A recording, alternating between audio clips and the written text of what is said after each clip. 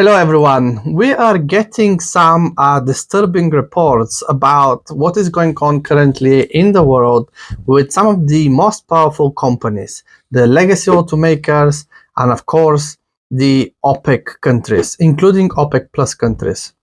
So petrol-based economies are currently struggling.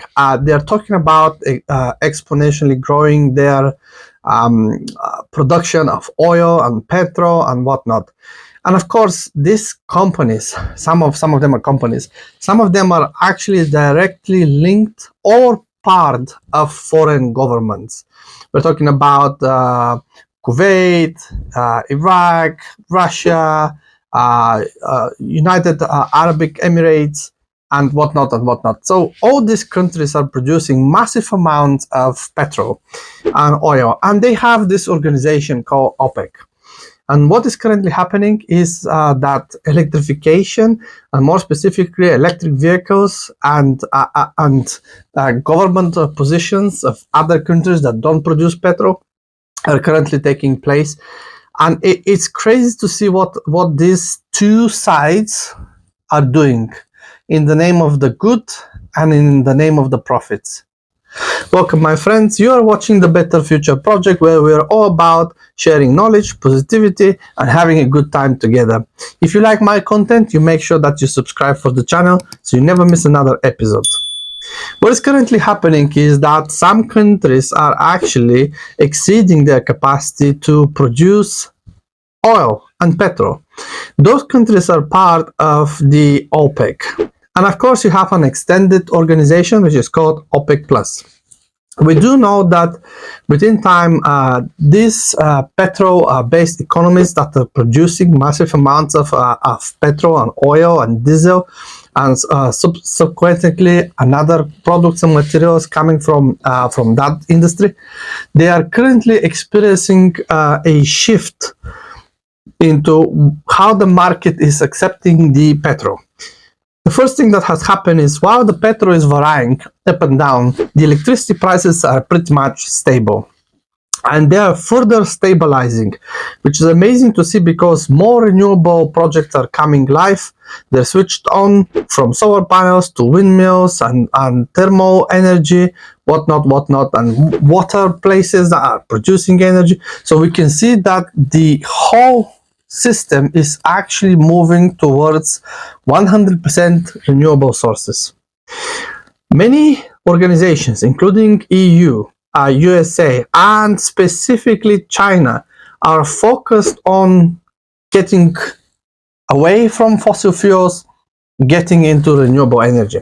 They don't want to depend on countries that are producing petrol and can dictate if they're going to sell you some or not. And recently, the war in between Ukraine and Russia has proven to us that we can see that countries that have massive amounts of petrol can decide to use it as a weapon. And you know, if you have a country, you want this country to be independent of other parties and other interests. So OPEC is currently having a quota, which basically means a permission for each country to produce specific amount of petrol. So if the supply and demand of the world markets is changed, then this impacts the price. What has happened is that those countries are deciding altogether to cut, let's say, 10% of their production in order to reduce the output of barrels per day full of oil, and this is causing less supply, which means stabilizes their prices, or their prices are actually going, in that case, higher. However, countries that do not produce petrol or are not part of the OPEC or OPEC Plus are having different ambitions. USA, for example, is now producing petrol as much as they can. They scale and they scale and they scale because they know that the renewable energy is coming. And also, while OPEC is actually cutting the production and export of barrels per day, USA continues to scale. And this is actually a very good thing because in US they have a fantastic green program and a law signed by Joe Biden in order to boost the transition to green energy. These are amazing news for all of us. And while OPEC is currently struggling to focus and stabilize, we can see that another impact is coming. The biggest market in the world for vehicles that are currently sold is China, with about 35% of all world market. And half of this is now the new vehicles that are currently sold. Half of them are now electric, which means like within the next few years, we're going to see probably 80-90% of electric vehicles in China. And within the next 10, 15, 20 years, the whole fleet of Chinese vehicle cars that are ICE vehicles will be completely banned, gone, exported, sold, you name it. But they won't be in China. This is a great idea from the Chinese government. They have decided to do something so radical, and they're doing a good job, actually a great job. They're putting more and more rules for petrol-based cars. Why is this important? We do know that in the past, OPEC has tried to suppress the development of electric vehicles, including some of these petrol producers, even in America, are still controlling the local government. And we can see that there is a state in US where you can't literally buy Tesla vehicle directly because they are banning it. It is what it is. I'm sure Elon Musk will find a way to work around it. It's just a matter of time. Now, the legacy automakers are also lobbying just like these petrol companies. And actually, they're lobbying on a grand scale, on a global scale. They don't lobby just in their own country. They're lobbying in different departments in different countries for different reasons. And all those reasons are coming back to one thing: reduce the speed of electrification and electric vehicles onto the market. We do know now that a couple of projects has been completed, and a couple of researchers has pointed us that legacy automakers, especially Toyota, are currently focused on still producing ICE vehicles because the profits for them are at that stage, and they're trying to watershed all sorts of things, from the temperature that is rising, that this is not a problem, to how these electric vehicles are very dirty vehicles and how it's not good to have one of those, and what will happen if you want to travel further away and whatnot and whatnot. And this is actually now proven by the researchers that I've currently read.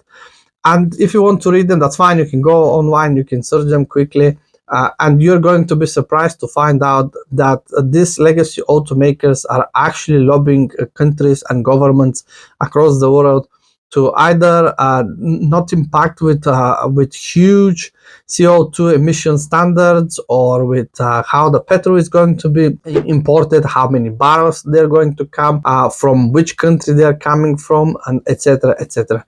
And this is actually quite sad to see that all these big corporations are led by the greediness of making profits.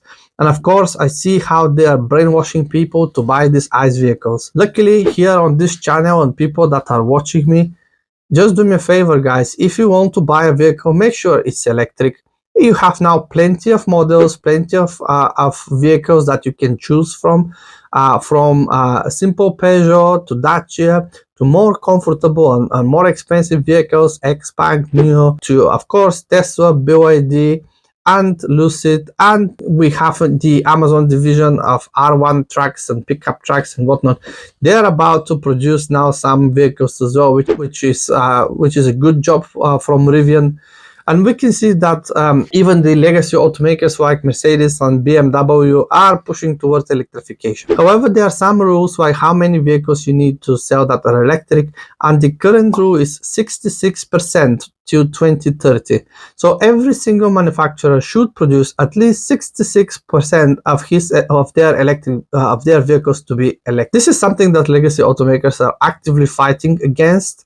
They are actually putting a lot of efforts, and they are actually subsidizing specific agents and whatnot that to take their agenda of manage to pursue, and of course make sure that politicians are voting for that. They can't lie everyone and they can't influence everyone. As soon as you guys want to change your vehicle or you want to buy one, make sure you check the electric vehicles before to buy any other vehicle. Just they're cleaner, safer, and the transition through electrification will happen faster. Thank you so much for watching this video. If you like it, make sure that you leave your comment down below because I read all of your comments.